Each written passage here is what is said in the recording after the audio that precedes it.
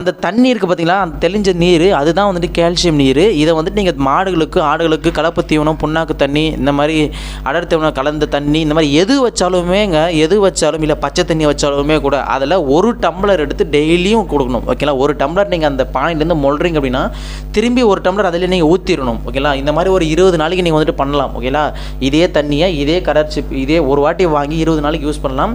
நல்லா புரிஞ்சுக்கணும், ஒரு டம்ளர் நீங்கள் அதாவது ஒரு டம்ளர் எடுத்து நீங்கள் யூஸ் பண்ணுறீங்க அப்படின்னா அதே மாதிரி இன்னொரு டம்ளர் அதில் ஊற்றிடணும் அந்த பானையிலேயே.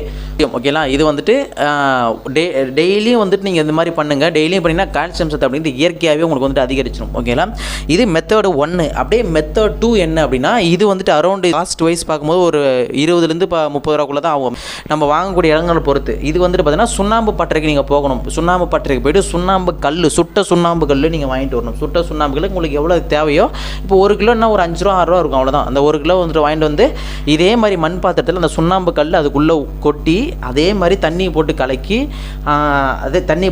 மூடிடணும். இங்கே எதுக்கு சுண்ணாம்பு கல்லுக்கு மண் பாத்திரம் தேவைப்படுது அப்படின்னா, இந்த இடத்துல வந்துட்டு மண் பாத்திரத்துக்கு சுட்ட சுண்ணாம்பு கல் கையை விட்டு கலக்கணும், இல்லை பாத்திரத்தில் கொட்டி கலக்கணும், வந்து அரிச்சிடும் அந்த பாத்திரத்தில். ஏன்னா சுட்ட சுண்ணாம்பு இல்லையா, ஸோ அதனால் வந்துட்டு மண் பாத்திரம். ஓகேங்களா, மண் பாத்திரம் யூஸ் பண்ணி அதே மாதிரி கலக்கி அதே மாதிரி ஒரு இடத்துல வந்து நீங்கள் ஸ்டோர் பண்ணி வச்சிடணும். ஸ்டோர் பண்ணி வச்சதுக்கப்புறம் மறுநாள் வந்துட்டு நீங்கள் என்ன பண்ணணும் அப்படின்னா, அதே மாதிரி ஒரு கிளாஸ் எடுத்து மாட்டுக்கோ ஆட்டுக்கோ நீங்கள் வந்துட்டு யூஸ் பண்ணிடலாம் அந்த தெளிஞ்ச தண்ணியை. ஓகேங்களா.